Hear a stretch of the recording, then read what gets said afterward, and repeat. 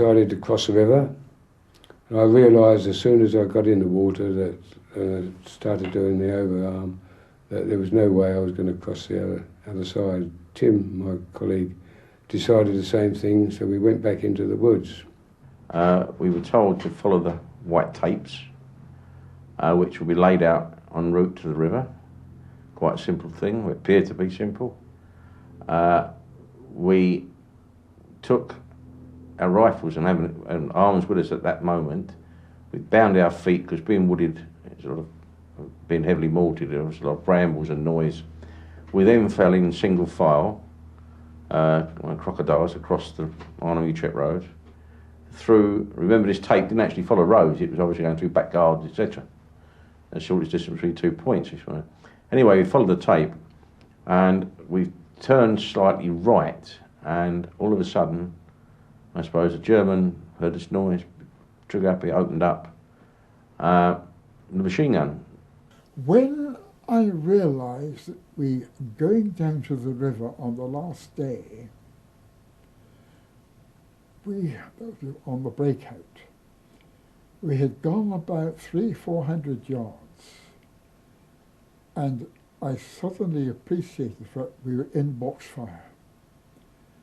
And I was in the middle of the box fire, people on my right, people on my left, people behind me. And I got messages to people behind me to try and go back and detour around to come out to the other side and make their own way down. But I was too far in, and I had already been wounded once in the shoulder to be able to lead them. And I thought, well, any good praying? No, I haven't paid my entry fee. Think about people? No, it's bloody ridiculous. Hope I don't make a fool of myself. By about 4 o'clock in the morning, it was over. By about 4 o'clock in the morning, those who could be rescued were rescued, and daylight meant that really there was very little chance of anybody else getting across a river which could be so easily dominated by fire from the Germans from the left and from the right of what had been the Oosterbeek perimeter. The withdrawal had been successful for a number of reasons. First of all, it was well planned. Secondly, the Germans, who didn't like fighting at night anyway and tended to leave the airborne soldiers alone, were even less inclined to be a nuisance during the course of the night because of the foul nature of the weather.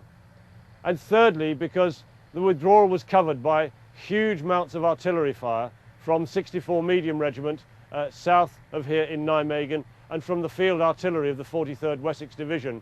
And it was that noise, that huge volume of fire that was coming over, that made the Germans themselves uncertain about what was happening, whether that was the prelude to a reinforcement or whether it might be the covering fire for a withdrawal.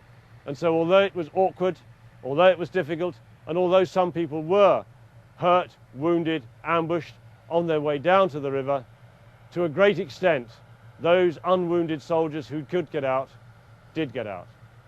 Those who remained behind were the padres and the doctors looking after those who couldn't make their escape, and also remaining behind were the wounded who themselves could not make it, maintaining fire positions, carrying on firing at the Germans, sending radio messages, keeping up all the appearances of an airborne division being still within the perimeter in order to allow their fellows to escape.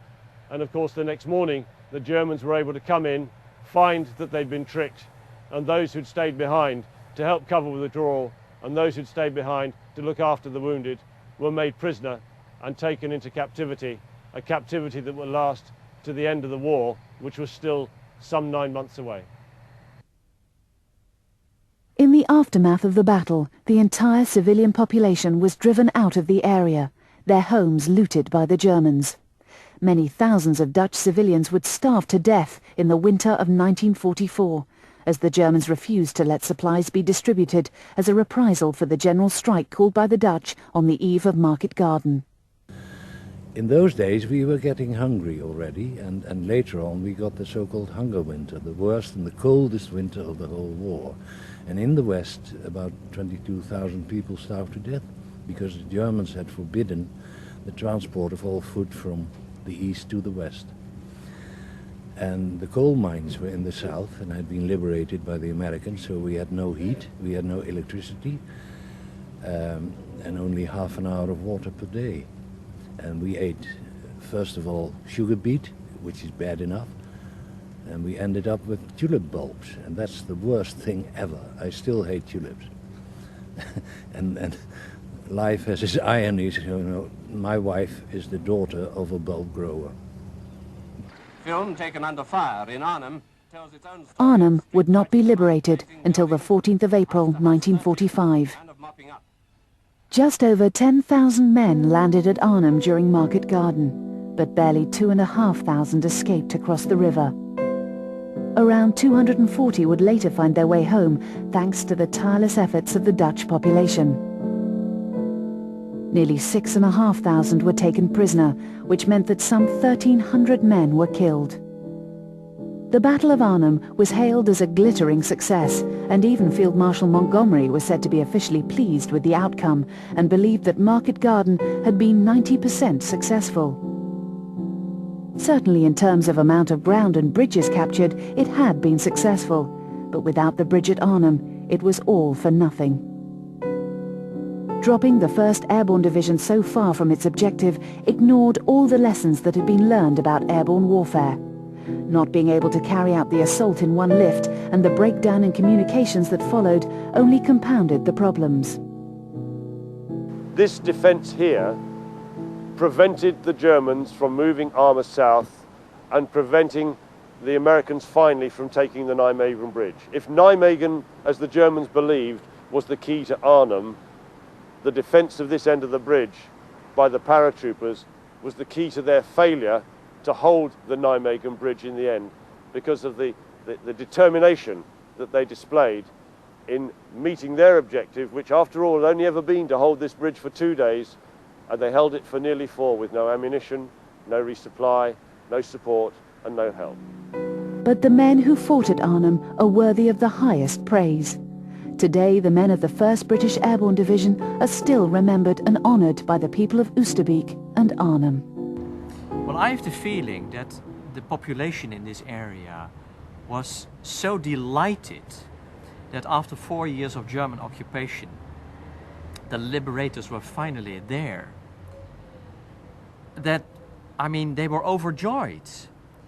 And although the operation went wrong, and although the area became German again, and although the civilian population had to evacuate the area, the fact that this attempt was made, that the British tried to liberate this area, made an enormous impact on the civilians here.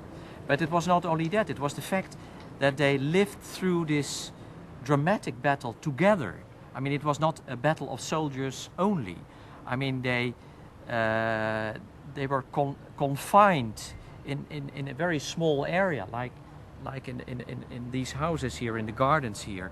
They shared food, they shared water, they looked after each other's wounded. A very strong bond of friendship started to develop. And I still remember my mother saying how she admired these dashing young men who were always optimistic, even in the darkest hours of the battle. They always were more or less convinced of the fact that they would win. And that had a very positive effect on the civilians. So after the war, when veterans came back, they were very surprised that they were received here with such warmth and friendship. But that's caused by the fact that they tried to liberate this area a year before.